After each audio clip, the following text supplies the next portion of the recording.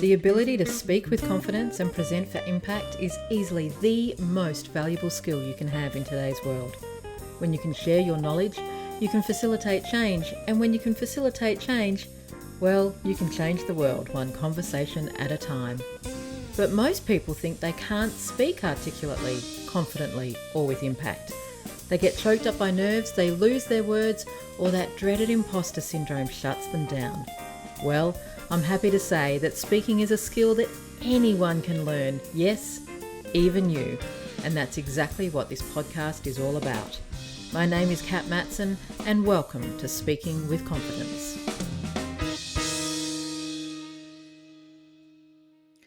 Well, hello, and welcome to another episode of Speaking with Confidence with Kat Matson. And yes, that would be me, Kat. It's awesome to have you here, and you are in for a different kind of episode today. Today I'm chatting with Jodi Porteous, who is one of my most recent alumni from the Impactful Presenters program. She's a business owner and she's a money management mentor. And I wanted to bring her on because Jodi has such a different approach to thinking about and working with her clients on their money. Um, she started professionally as an accountant, and as she was watching more and more FIFO workers, that's fly in, fly out workers, earn really good money but not keep any of it, she realized that there needed to be a better way. And so I wanted to have that conversation. I also wanted to explore with Jodi why speaking is so important to her as an accountant, and so that's exactly what you're going to hear. But before we jump into that interview, I want to quickly ask, as I always do, please could you leave a review, please? Pretty please. If you enjoy these Speaking with Confidence episodes, then one of the best things that you can do to help more people get the skills, the confidence, the know-how in showing up and contributing different voices to the conversations that matter is by leaving a review on whatever platform you are listening to this episode on. And the reason is, if you leave a review, if you drop some stars in, if you answer a question on Spotify, then it tells the algorithm that you like it. And then the algorithm shares it with more people. So if you could, I would be forever grateful. And as you might have heard on previous episodes, when I get a review or a comment, I read it out on the show. So it's a little bit of extra promo love as well. So with that said, I would like to introduce Jodi. We have a delightfully calm and introspective is not the word, thoughtful conversation about money management, about budgeting, about why we find it so hard to budget. Excuse me. We also dive into some very practical tips. And then you'll hear Jodi's story around her process in Impactful Presenters, what it's meant to her confidence and what it's meant to her business. So enjoy listening to Jodi with an eye, money management expert and coach, about how speaking with confidence has made all the difference to her. I'll see you at the end. Jodi, welcome to the Speaking with Confidence podcast. It is so awesome to have you here. Thank you so much, Kat. It's a pleasure to be here. Now, I've done a bit of an intro before I brought you into the call, but I'm keen for you to tell us in your own words, who are you, what do you do, and why do you do it? My name's Jodi Porteous. Jodi with no E, which is really important for podcasts because everybody gets my name wrong, but that's okay. I'm a money management coach with a whole load of accounting and tax agent background. And over the years of being a tax agent, I met a lot of people, did a lot of tax returns, and had a lot of conversations about people with their money, and saw over the years that there was a whole load of people who were struggling to make ends meet, living pay to pay, even though they were earning good money. And from all of those conversations, I went, this isn't right. There's got to be a better way to give people the skills to manage their money. And so I've been on a big journey of teaching people how to manage their money. And now I'm at that point where I have two different businesses, one teaching businesses how to manage their business finances, and encompassing tax and bookkeeping and structuring their business, and making sure they have time for themselves. But I also have another business where I teach families and households how to manage their household budgets, which for me is way more fun than businesses. I know businesses have a bigger ripple effect, but to have a couple or a family come back and say, you know what, because we've learned this, we've been able to go on more holidays or buy a new house or all of those sorts of things, the personal impact is huge. That is epic. Why haven't we learnt this at school? Why why is this such an issue for so many of us? Yeah, and it's um, fundamental. Like Mhm. we've got to learn how to manage our money, but it's not taught in schools. And one of the reasons why I think this is true is because money is still pretty new in the terms of the world. We've only really had coins and currency for a dozen generations at the most. And so when it comes to teaching the fundamentals, it's not really known how we do it. And especially at the Mm. moment with bitcoins and new different currencies coming on board and different ways to invest, it's still new to everyone, and only a few have really mastered it properly.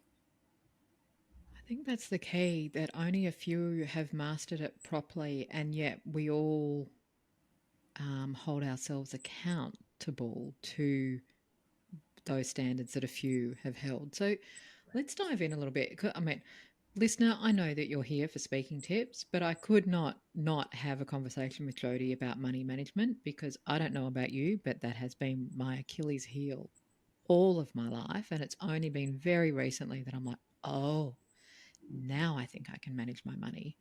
So, why does traditional budgeting not work for most of us, Jodi? Because Oh, it certainly doesn't work for me. doesn't work. It does not work. So when I think of traditional budgeting, and this is what I got taught in school, it was spreadsheets.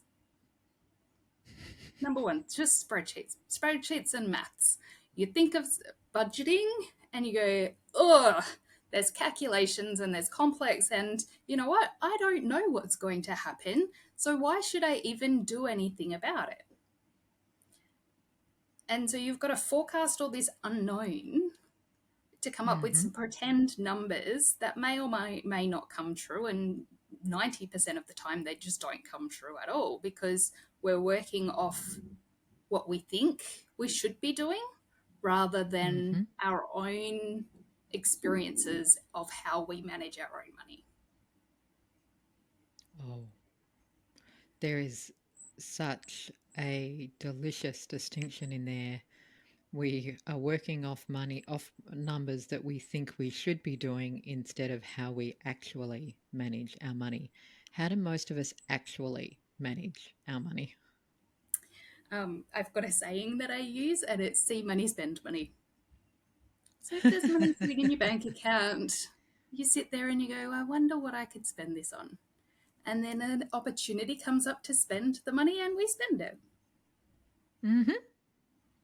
So operating your life or operating your business with one bank account means that you're forgetting about a whole load of different things that you could be spending your money on, whether it's short term, medium term, or long term. So, short term being those bills that are due this week and next week, which is generally the ones we stress about. Then we've got the medium term. So, in your business, it might be those business activity statement tax payments that come through quarterly. In your personal life, you might be paying quarterly or 6 monthly bills for your car rego, for example. And those long term ones, it's what are you doing in the future? So, is there something that you're saving up for? So, a new piece of equipment, a new vehicle, a house, something to help you make your life easier in the future. Hmm. And so we forget about all of those medium and longer term things when we're just thinking about the now. Yeah. Yeah, and I mean, and that's how we're almost programmed to live, right? Like we do live in the now because, well, as you say, see money, spend money. Hmm. Why would I keep aside anything for the long term when it's the instant gratification that I want? It's interesting though because I often think about um, I've often beaten myself up for not being able to save, and I've really told myself that I'm terrible with money and that I'm no good with money because I haven't been able to save. But from if I'm interpreting what you're saying correctly, most people struggle with saving Yeah. if Yep.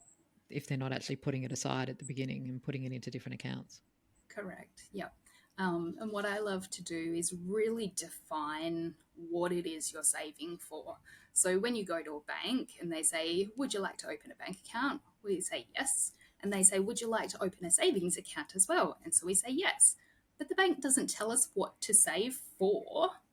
And so that's something that comes from us personally. What is it that we want to save for? And then once we really define what that is and have a vision towards the future of what that could be for us, then we can name that bank account what it is. And the example I always give is a red Honda Civic. I don't know that they even make those cars anymore, but if you name your bank account that and you're putting money into it and putting money into it, there comes a point where you go, "Ooh, I've got a lot of money now." And then you've got a choice of, do I want to keep going to buy my red Honda Civic, or do I want to buy a new couch to sit on? And you've got a Yeah, really good choice then. And when you name your bank account that and you give that money a real purpose, you've got an opportunity to then make a real decision rather than, "Hey, I've got money, I'll buy a couch." I love that. I love that. Yeah, and I have a bank account called My House on the Hills, which is that's saving up for my ultimate. Can't say retirement home because hey, retirement that sounds not much fun. But anyway, that's another conversation for another time. The other thing that I wanted to talk to you about from a money perspective is when, so let's say we're saving for the red Honda Civic. And I do like that you've chosen that car. I've got a soft spot for Honda Civics, and of course, a red one goes faster. That's right. What if we're putting aside that money, that means that we probably need to live on what we will on. Sorry, live on less than what we're currently living on, which for most of us brings up a whole lot of resistance. Mm-hmm. How do we set up the account for the red Honda Civic and still live today feeling like we're not going without? Yeah. So the first tip for that is to figure out how much you want to put aside for your red Honda Civic. Is it $10,000? Is it $50,000? And determine over what time frame you actually want to get that. So is it something that you want next month, in which case you need to find a lot of money now, or is it something you can wait 2 years for? And how Hmm. does that fit into your pay cycle? So if it's something you want 2 years away and you get paid weekly, there's approximately 100 pays that you'll have to get to that point. So if you need $10,000 over 100 pays, it's $100 per week. Is that affordable That's for you nothing. right now? Is it Yeah. something Well, you that does become more affordable, doesn't it? Yeah, yep. And this way, there is that delayed gratification. You can see the totals adding up and adding up and adding up. And yes, there may be temptations along the way, but if you've got that real vision and drive to get what you want in that period of time, then you're going to find every dollar available to stick extra into that bank account that you can so that you can get it quicker. Hmm. The And I like second that tip, you can. yeah, Yeah. Sorry. Go on. I was going to say the second tip is to put the money in first. Put the money into that bank account first before you've got any other money to spend. So on payday, either get work to put that money straight in if you're being paid a wage, so that you don't even have to touch the money, it just goes there automatically. Or if you're dealing with your own money yourself, set a direct debit. Or on payday, the first thing you do is reward yourself by putting that money aside for that car at a later date. There was a delightful distinction that you just used there where you said reward yourself by putting that money aside in the red Honda Civic account. Not begrudgingly, not resentfully. Yeah. Go, oh yeah, because that's what I want. That's what I've said I want. What I can also hear there too is then you've got, as life progresses, if you get to a point where either you're tight or you don't want the red Honda Civic anymore, you can say, well, okay, what do I want different then? What Okay, what is I've it? got So it is a this. reward. It's not a Yeah. yeah. I love that. Yeah. I love that. It's I always a want to move choice. into And priorities conversation about change as well. Sorry. no Priorities go on. change as well, and it's okay to change your priorities. It's absolutely Yes, it okay to is change. Mm, because we're grown ups. We're that's grown right. ups. I, I want to move into a conversation about speaking, but before I do, is there anything else on the money stuff that you get very, I don't know, hot and bothered for or excited about that you really want to leave our listener with? I think we've just ran through the process of saving, and that's my favorite one. And leave everybody with it is a choice, and it is all about Mm, priorities. So is it your priority right now to live how you're living, or is it a priority to change and make a small change so that you can do something better for yourself in the future? mm. Asking yourself, what will future you be happy with? Yeah. Yeah. What I really like about that framing too is that it's less than about a should. One of the reasons that I've resisted saving is because it feels like somebody else is telling me that I should. And it's like, yeah, but I want to live now. I want to live now. Yeah, Whereas it's you kind of going, well, can. what is it that I'm saving for? Yeah, Yeah. yeah. Love it. So we've just established that you're not the usual accountant or money management mentor. You take a very different approach.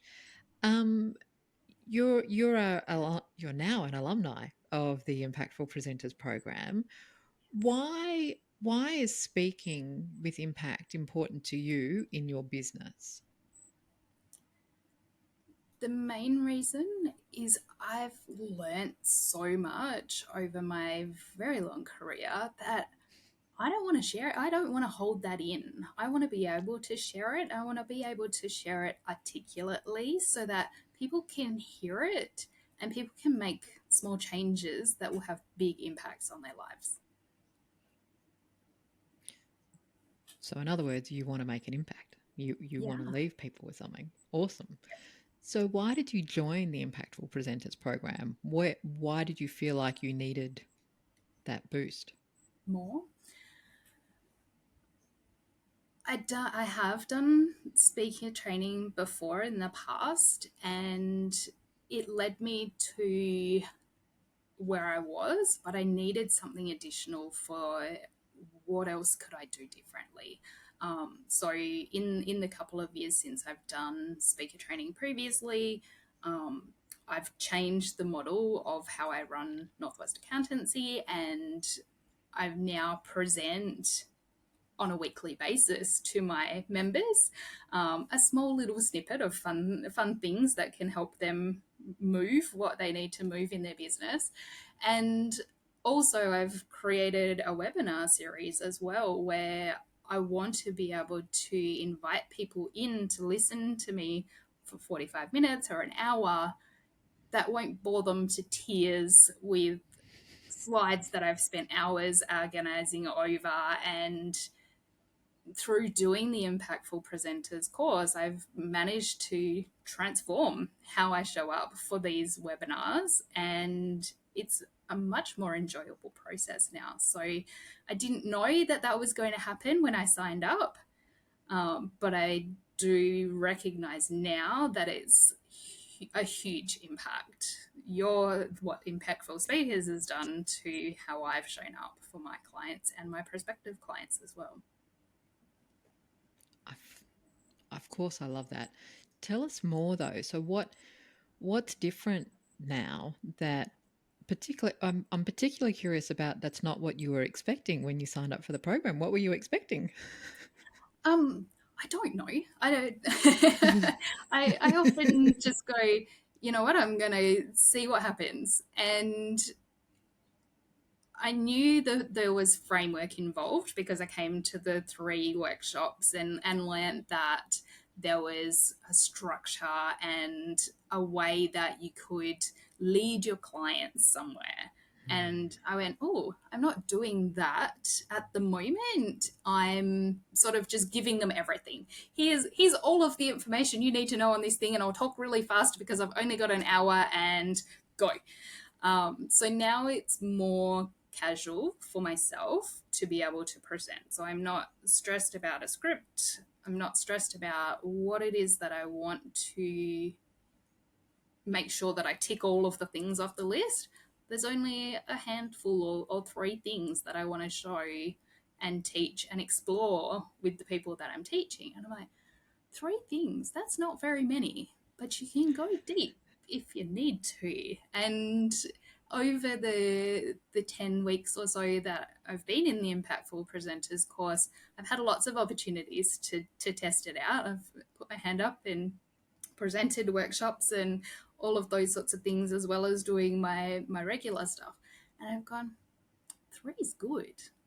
I actually like 3 things to to talk about because there's no pressure then to tick all of the knowledge, and you can then invite people to come back and see something else at a later stage. Yep.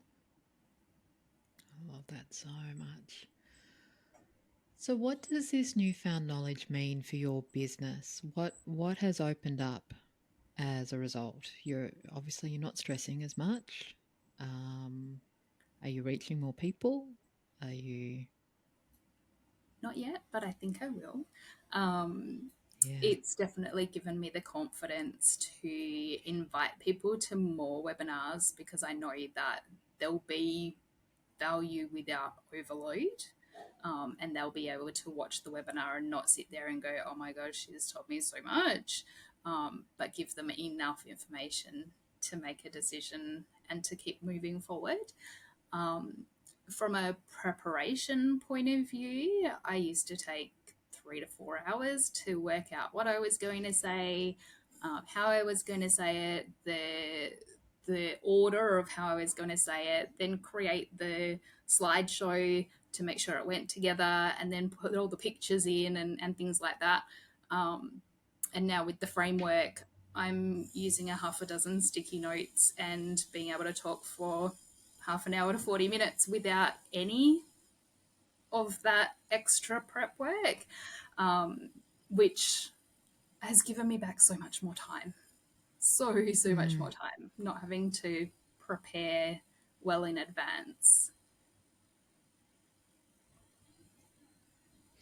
For those who are listening and not watching, what you're missing right now is a great big grin across my face because what excites me about that is both the ability for you, Jodi, to create greater impact at scale, like reach more and more people, but do it easier. Like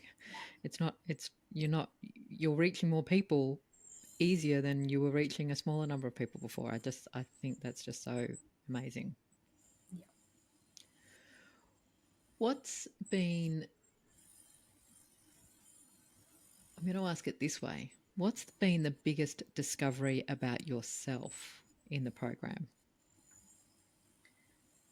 The biggest one is that I know a lot. I already knew this, but I know a lot that I can talk off the cuff about. and Mm. not have to feel like I have to prepare so much for. Um, and breaking it down to only three key areas in the framework means that I don't have to go and do a whole load of research in order to do a presentation for somebody. I can just talk about three things that I already know. So for me, it's definitely been the confidence part of Mm. I know enough. I don't have to learn more. Ah, I know enough. I don't have to learn more. I that for me, um, it's hard. It's hard to articulate that to people before the program because now that I've done this as many times as I have, 300 odd people through the program, what I realize is that ability to collect your thoughts and to then speak them has us realize, as you've just said, how much we already know. Whereas beforehand, and myself included, oh, can you do a talk about this topic? Sure. And then you go off and do all the research about that topic rather than going, well, what do I already know? Yeah, What's already in my mental data bank of knowledge about this topic? Because after all, people are coming to you for your insights, not for you to go and do some more research and come up with different ones, right? that's right. I already have an opinion. I already Mm, know awesome. what I know. It's articulating that for the people in the room. Yeah, awesome. I'm going to ask you in a moment for your top speaking tip. But before I do that, I would love for our listeners to be able to find you, particularly those listeners who want to do better with their money. So, who do you love working with and where can people find you? So answer the where can you find me? Facebook is the main place where I hang out at the moment. So it's Jodi Porteous, money management coach. So you can find me there. Once you've found me there on Facebook, I'm also on Instagram and LinkedIn if you search for the same thing. Um, you'll also find my group as well. So that's FIFO Family Finances is my Facebook group. And I built the group because I love working with people who live in remote areas who might be in touch with the mining community, whether that's because you do FIFO or whether you just live in a town that has a lot of FIFO people. Um, because I find that they're the people who earn good money who don't necessarily do well with it, who go and buy all the things and then realize that they're not putting anything aside for the future. So that living in a mining community for nearly 20 years, they're the people that have my heart. So they're the people that I'd love to help. Yeah, nice. I like that. And we, of course, will pop the links to all of those sites, the group, and the social media accounts in the show notes. So if you're driving, if you can't quite get that down, they're in the show notes. It's all good. So, Jodi, as we wrap up, can you tell our listeners, knowing what you know now, what is your number one speaking tip for I'm going to say other leaders who are wanting to create impact at scale? Start with a smile and try to have fun. Oh, I freaking love that that had nothing to do with speaking and everything to do with being yourself. Yep. That is awesome. Jodi, thank you so much for joining me today. I have so enjoyed this conversation, and you've got me thinking about some of my money stuff again. Good. But in particular, I so appreciate hearing how just finessing how you speak and how you show up and having those structures has made such a difference to your business. So thank you. Thank you.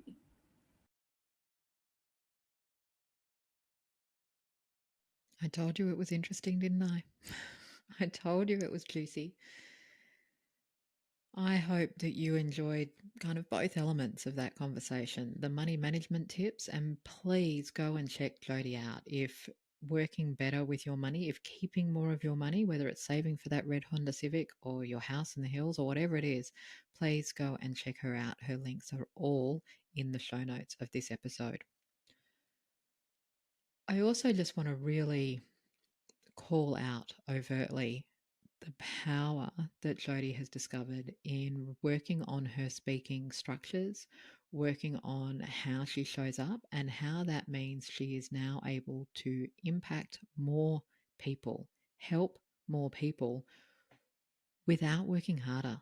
Without working harder. In fact, she's freed up time because of the skills that she's learnt in this program.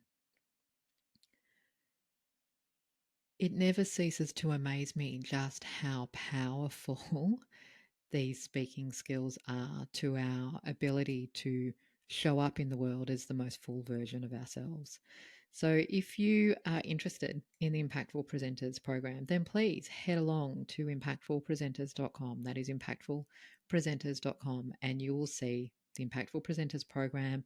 You'll see whether there's a live coaching call round coming up, or you can just dive in and start the program anytime you like.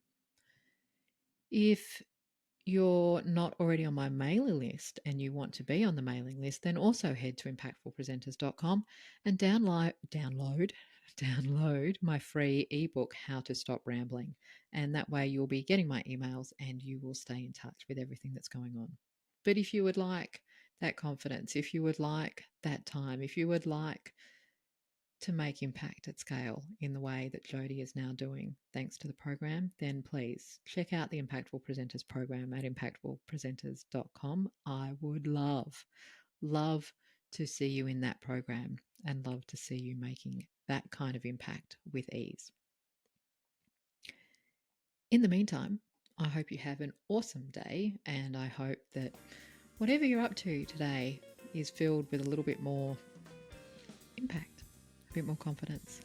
And until I see you next time, here's to confidence and here's to impact. I'll see you really soon.